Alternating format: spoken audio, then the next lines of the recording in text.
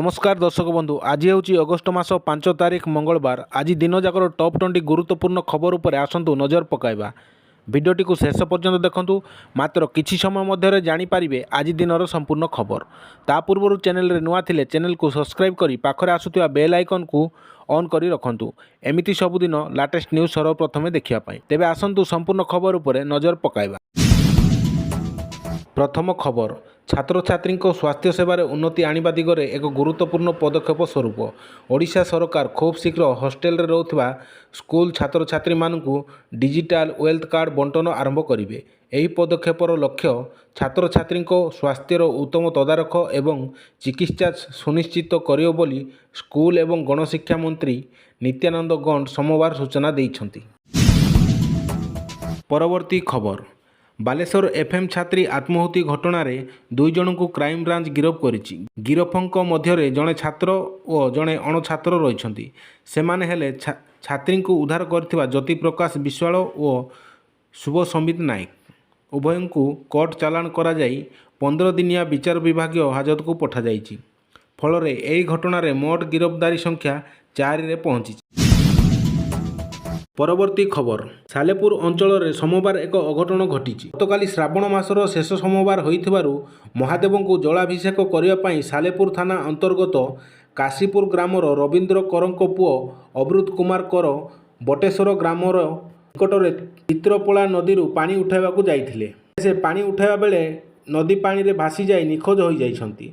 स्थानीय लोकंक सह सालेपुर दमकल बाहिनी दीर्घ समय धरी खोजाखोजी करथिले मध्य अवृतंको कौनसी संधान मिली पारि नाही बोली सूचना रहिछि। परवर्ती खबर, बिजु जनता दल ओडिशार 4टी जिला गंजाम, कटक, केन्द्रापड़ा और कलाहांडी पाई नुआ जिला सभापति नाम घोषणा करिछि। एही नियुक्ति दलर संगठन को आउरी सुदृढ़ करिबा और 2024 निर्वाचन रे पराजय पर दल को पुनर्गठन करने लक्ष्य करा जाइथिबा जना पड़िछि। बीजेडी सुप्रीमो नवीन पट्टनायक निर्देश क्रमे गंजाम जिला बीजेडी सभापति भावे विक्रम पंडा, कटक जिला पाई प्रफुल्ल सिंह, केन्द्रापड़ा जिला पाई शिवप्रसाद भोल एवं कलाहांडी जिला पाई प्रदीप दिशारी को सभापति भावे नियुक्ति करा जाइछि बोली सूचना रहिछि। परवर्ती खबर, हाईकोर्ट स्थायी बेंच प्रसंग में राजस्व मंत्री सुरेश पुजारी प्रतिक्रिया रखिछंती। से कहिछंती केउंटी बेंच प्रतिष्ठा हेबो ता वकील संघ स्थिर करंतु। सेमाने निज भितरे आलोचना करी या स्थिर करंतु। पश्चिम और दक्षिण ओडिशा हाईकोर्ट बेंच केउंटी स्थापन हेबो स्थिर करंतु। एने केंद्र सरकार को एक समन्वित प्रस्ताव देवा आवश्यक अछि बोली से कहिछंती। सूचनायोग्य हाईकोर्ट बेंच पाई जसवंत सिंह कमिशन मापदंड स्थिर करछंती बोली सूचना रहिछि।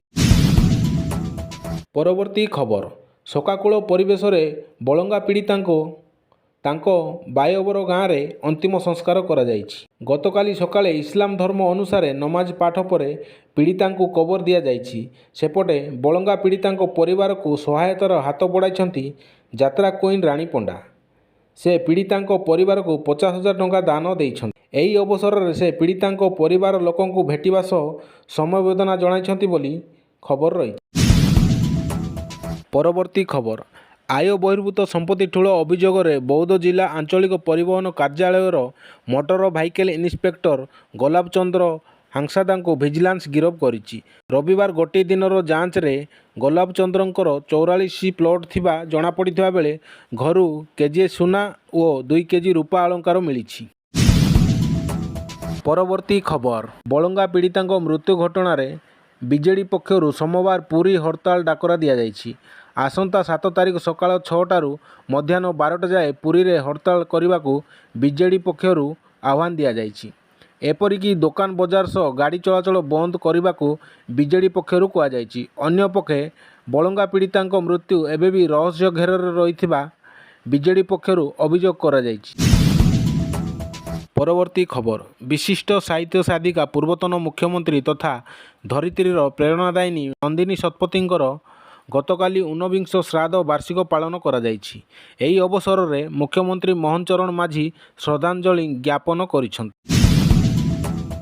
परवर्ती खबर, बालेश्वर जिलार एफएम स्वयंशासित कॉलेजर मृत छात्री एवं पुरी जिलार बलंगा पीड़िता ନ୍ୟାୟ ପ୍ରଦାନ କରିବା ପାଇଁ ଓଡ଼ିଶା କଂଗ୍ରେସ ଅଗଷ୍ଟ 14ରେ 2ଟି ପଦଯାତ୍ରା କରିବ ବୋଲି ପିସିସି ସଭାପତି ଭକ୍ତଚରଣ ଦାସ ଘୋଷଣା କରିଛନ୍ତି। କଂଗ୍ରେସ ଭବନରେ ଏକ ସାମ୍ବାଦିକ ସମ୍ମିଳନୀରେ ଯୋଗଦେଇ ଭକ୍ତ ଦାସ କହିଛନ୍ତି ଯେ ପ୍ରଦେଶ କଂଗ୍ରେସ କମିଟି ଫକୀରମୋହନ ସ୍ୱୟଂଶାସିତ କଲେଜରୁ ଏକ ପଦଯାତ୍ରା କରିବ ଏବଂ ଏକ ସାଧାରଣ ସଭା ସହିତ ଏହାର ପରିସମାପ୍ତି କରିବ ବୋଲି ସୂଚନା ରହୁଛି। ପରବର୍ତ୍ତୀ ଖବର, ଭାଜପା ଶାସିତ ରାଜ୍ୟ ହରିୟାଣାରେ ଲକ୍ଷ ଲକ୍ଷ ମଧ୍ୟବିତ୍ତ ଏବଂ ଗରିବ ପରିବାରଙ୍କ ପାଇଁ ଏକ ସଙ୍କଟ ଦେଖାଦେଇଛି। ହରିୟାଣାରେ ଆୟୁଷ୍ମାନ ଭାରତ ଯୋଜନାରେ କାର୍ଡଧାରୀଙ୍କୁ ଯୋଗାଇ ଦିଆଯାଉଥିବା ମାଗଣା ସ୍ୱାସ୍ଥ୍ୟ ସେବା ବିପଦରେ ପଡ଼ିଛି।